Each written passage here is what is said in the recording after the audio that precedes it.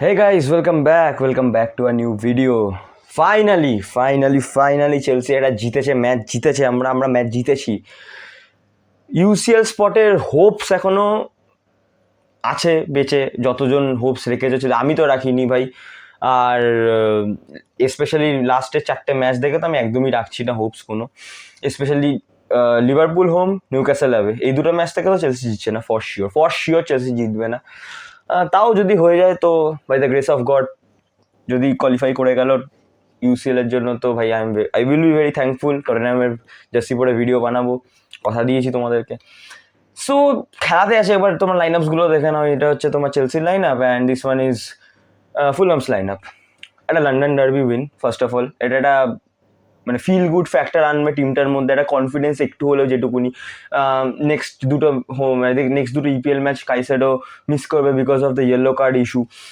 10খানা yellow card নিয়ে নিয়েছে, তো দুটো করে ম্যাচ তো এবার অ্যাজ আ নতুন নিয়ম, মানে অ্যাজ অফ নতুন নিয়ম আমি যতদূর জানি যে 10টা করে ইয়েলো কার্ড যতক্ষণ না মানে কোটাতে কমপ্লিট হচ্ছে একটা প্লেয়ারে, ততক্ষণ কোনো প্লেয়ার সাসপেন্ড হবে না নেক্সট ম্যাচ। আর এখন যেহেতু আগে 5টা ইয়েলো কার্ডে একটা ম্যাচ সাসপেনশন ছিল, তো এখন 10টা ইয়েলো কার্ডে দুটো match suspension. And Caicedo will miss the Everton home and Liverpool home match. এভারটনটা ঠিক আছে, যদি বার করে নিতে পারে ভালো, বাট মানে উচিত। আর লিভারপুল নিয়ে আমি কোনো এক্সপেকটেশনস রাখছি না। কালকে ফরেস্টের সাথে টটেনহামের খেলা আছে, দেখা যাক। যদি কালকে টটেনহাম জিতে গেল তাহলে তো চেলসির জন্য খুব ভালো, কারণ Chelsea is competing with Tottenham, Forest, to some extent City and Aston Villa. এই 4টে টিমের মধ্যেই এখন 4th আর 5th স্পটটা নিয়ে ফাইট হচ্ছে। যদি না নিউক্যাসল খুব বাজেভাবে বটল করে যায়, যদিও বা নিউক্যাসলের সাথে আর কার খেলা আছে ঠিক আমার ঠিক জানা নেই, কারণ নিউক্যাসলের লাস্ট যে কটা ফিক্সচার আছে খুব একটা টাফ ফিক্সচার্স নেই ইজি টিমগুলোর সাথে, but it's football, anything can happen, আমি বারবার এই কথাটাই বলি। তো খেলাতে যদি আমি আসি, ফার্স্ট হাফ ওয়াজ পুরো ডেড, চেলসি কিছুই করতে পারেনি, জাস্ট ক্রসই বাড়িয়ে গেল। অ্যাকচুয়ালি পুরো ম্যাচেই পুরো ক্রসই বাড়িয়ে গেছে চেলসি। বাট ফার্স্ট হাফে অফ দ্য বল তো চেলসি খুব ভালনারেবল, বাট অন দ্য বলও কিছু দেখাতে পারিনি। ওই ক্রসগুলো বাদে আর কয়েকটা ভালো চান্স পেয়েছিল, দু একটা। নিকোলাস জ্যাকসন একটা ভালো চান্স পেয়েছিল, ওটা আমার মনে হয় ফিনিশ করে দেওয়া উচিত ছিল। তো ঠিক আছে, ফুলহামই পুরো চড়েছিল চেলসির ওপরে। Chelsea can't do anything at the first half. চেলসিকে পুরো ডমিনেট করেছিল ফার্স্ট হাফ থেকেই, মানে ফার্স্ট হাফটাকে পুরো। রিস জেমসের একটা খুব স্লপি মিস্টেক, অ্যাকচুয়ালি পুরো টিমটাই স্লপি ছিল ফার্স্ট হাফে, বাট রিস জেমস একটা খুব বাজে একটা হরেন্ডাস মিস্টেক, যেখান থেকে ফুলহাম বল স্ন্যাচ করে রিস জেমসের পা থেকে। And I was not expecting this kind of things from Reece James. ঠিক আছে, after all we all are humans, ভুল সবার দ্বারাই হয়। তো বলটা স্ন্যাচ করলো, ওখান থেকে শ্যুট করলো, কলভিল ভাই এমনি করে কি ডিফেন্স করছিল আমি জানি না, পায়ের গ্যাপ থেকে বল বেরোলো। আর স্যানচেজকে নিয়ে আমি যত কম বলবো তত ভালো, তো বল সেভই করতে পারে না। বল সেভ করে দেওয়া মানে আমাদের কাছে খুব বড় একটা ব্যাপার। তো যাই হোক, যেটা হওয়ার ছিল সেটাই হলো। ডিফেন্ডারের পায়ের মাঝখান থেকে বল বেরিয়ে গেল অ্যান্ড স্যানচেজ সেকেন্ড পোস্টে বলটাকে সেভ করতে পারলো না, and Chelsea was 1-0 down. First হাফটা পুরোপুরি চেলসিকে ফুলহাম ডমিনেট করেই কাটিয়ে দিল।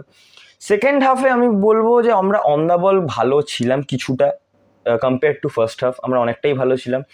বাট ওই শুধু বল আসছে left hand side, right hand side থেকে ক্রসেস আসছে। আর ভাই আমি তো এনজো ম্যারেস্কা ব্যাপারে বলে পাগল হয়ে গেলাম, যে কেন এনজো ম্যারেস্কা প্রেফার্ড পজিশনে প্লেয়ার্সদেরকে খেলাচ্ছে না। ভাই তুমি ম্যাডুয়েকে রাইট উইংয়ে স্টার্ট করেছো, তুমি নেটোকে হোল্ড করো, তুমি স্যানচোকে ফার্স্ট থেকে খেলা, কারণ চেলসির কাছে এখন স্যানচো বাদে কোনো প্রপার লেফট উইং নেই। হ্যাঁ, ইনকুঙ্কু খেলতে পারে, বাট ইনকুঙ্কুর ওপর ভরসা দেখায় না ম্যারেস্কা ইপিএলে, সো আমার কিছু বলার নেই সেটাতে। তো যখন তুমি খেলাচ্ছ না, অ্যাটলিস্ট যাকে তুমি চান্স দিচ্ছ তুমি তাকেই ফার্স্ট থেকে রাখো লেফট উইংয়ে। রাখেনি, পেড্রো নেটোকে রেখেছিল, তো আউটকামও সেরকম আসছিল না। The moment when Pedro Neto went to the right wing and Sancho came on to the left wing, অ্যাটাকের আরও প্রেশার বাড়লো, চেলসি ভালো খেলছিল। পালমার ঠিক আছে, পালমার ভালো খেলে, আমি কম্পারেটিভলি লাস্ট কয়েকটা ম্যাচের থেকে পালমার ট্রাই ভালো করেছে, ভালো পারফরমেন্স করেছে। গোলটা ও জাস্ট পাচ্ছে না এখন, ঠিক আছে পেয়ে যাবে, আমি এইটুকুনি শিওর যে পালমার গোল স্কোর তো করে দেবে, কারণ ভাই ও 17টা না 18টা ম্যাচ হয়ে গেল, পালমার গোল পাইনি, স্কোর করে দেবে, আই নো দ্যাট। বাট এটাই যে স্কোর না করেও যে ভালো খেলা যায় সেটা মানে স্কোর না করলে যে প্লেয়ারটা ভালো না সেটা না, ইম্প্যাক্ট ম্যাটার করে। পালমার সেই ইম্প্যাক্টটা আজকে এনেছিল খেলাতে, সেকেন্ড হাফে স্পেশালি ভালো কয়েকটা পাস বাড়িয়েছিল। ফিনিশ হয় না চেলসির দ্বারা, ফিনিশ কবে থেকে মানে কোনো দিনই হতো না ডিয়েগো কোস্টা চলে যাওয়ার পর থেকে। সো এটা নিয়ে আর কিছু বলার নেই ভাই। আমি বলছি যদি চেলসি এই সিজন যে যত যত এক্সজি ক্রিয়েট করেছে সেটা যদি 30%ও কনভার্ট হয়ে যেত না, Chelsea would have been in the third position right নাও।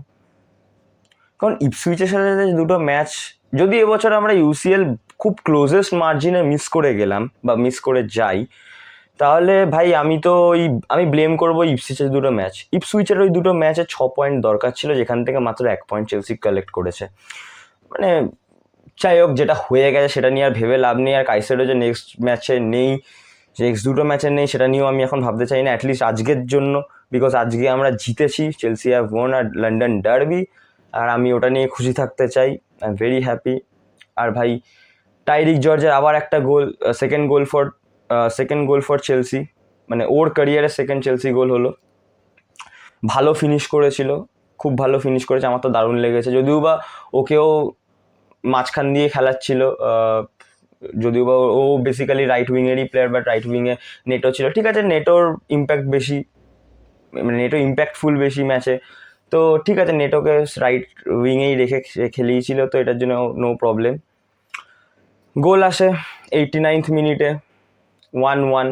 ভেবেছিলাম ম্যাচটা এইভাবেই সিল হবে, কারণ I was just praying at least, মানে যখন 70 মিনিটস হয়ে গেছিলো আমি জাস্ট প্রে করছিলাম ভাই ম্যাচটা ড্র করে নে, অ্যাটলিস্ট হারিস না। যাই হোক, ড্রতে চলছিল, 1-1 ড্র হচ্ছিল সেই সময়। আমি ভেবেছিলাম ম্যাচটা এইভাবেই শেষ হবে, কিন্তু ভাই একদম লাস্ট টাইম মোমেন্টসে 90+3 মিনিটসে ভাই what a bombaster shot from Pedro Neto. Oh my God ভাই, এরকম ভাই মানে চোখ থেকে জল বেরিয়ে গেছে চেলসি ফ্যান্সদের জন্য, মানে চেলসি ফ্যান্সরা চোখ থেকে জল বার করে দিয়েছিল যে এরকম একটা 93rd বা late extra time added time winners দেখার জন্য। অ্যান্ড ফাইনালি আজকে সেটা হয়েছে। এই উইনটা কে আশা করি, এই উইনটার জন্য আশা করি টিমের মধ্যে একটা কনফিডেন্স আসবে, একটা ফিল গুড ফ্যাক্টর আসবে। আশা করবো যে চেলসি নেক্সট ম্যাচটাও ভালো খেলুক, কারণ ভাই আমি এখন হোপস রাখছি না, 1 গেম অ্যাট আ টাইম। আমি ভাবছি না যে ভাই ইউসিএল কোয়ালিফাই করবে এখান থেকে, কারণ করবে না, বিকজ আমি জানি ভাই, কারণ ভাই ভয়ঙ্কর ফিক্সচার্স আসছে। কারণ ম্যান ইউনাইটেডের সাথে ভাই লাস্ট ইয়ার জিতে গেছিলো 3-2, আই নো, 4-3 মেবি 4-3 জিতে গেছিলো, আই নো, বাট ওটাও পালমারের এক্সিলেন্স ছিল। পালমার এবছর খেলছে না। আর ম্যান ইউনাইটেডের সাথে যে কটাই খেলা লাস্ট কিছু বছর হয়েছে বেশিরভাগই ড্রজই হয়েছে, তো আমি ওটাকে ড্র ধরেই চলছি।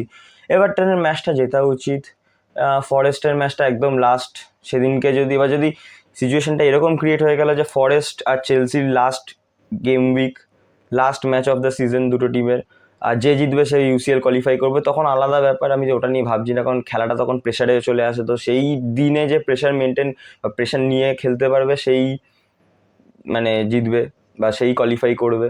তার আগের যে কটা ম্যাচ আছে, মানে আর মানে নটিংহ্যাম ফরেস্টের ম্যাচ বাদ দিলে আর মাত্র 4টে ম্যাচ পড়ে আছে, ওর মধ্যে একটা হচ্ছে নেক্সট ম্যাচ এভারটনের সাথে, তারপরে লিভারপুল, তারপরে ইউনাইটেড, দেন সেন্ট জেমসেস পার্কে নিউক্যাসেল।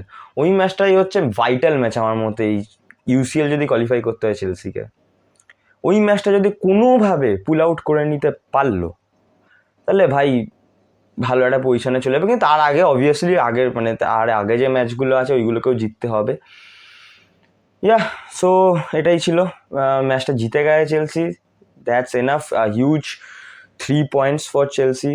এখনও এই ম্যাচটা জিতে অ্যাটলিস্ট নিজেদের ভাগ্য নিজেদের হাতেই রেখে দিয়েছে চেলসি, যে এমন না যে ভাই পরে মানে যে লাস্টের দিকে গিয়ে, মানে যদিও বা এটা লাস্টে একদম শেষ দিনে গিয়ে অন্য টিমসের ওপর ডিপেন্ডেন্ট থাকতে হয় ইউসিএল কোয়ালিফাই করার জন্য, সেরকম না।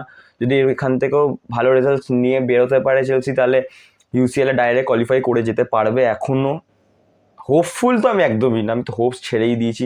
হলো তো খুব ভালো, না হলো তো ভাই কনফারেন্স লিগ যদি জিতে ইউইএল, বা যদি 6th ফিনিশ করে ইউইএল এ কোয়ালিফাই করে যায় নেক্সট সিজনের জন্য, তো দেখা যাবে, সেটা পরের বছরের ব্যাপার।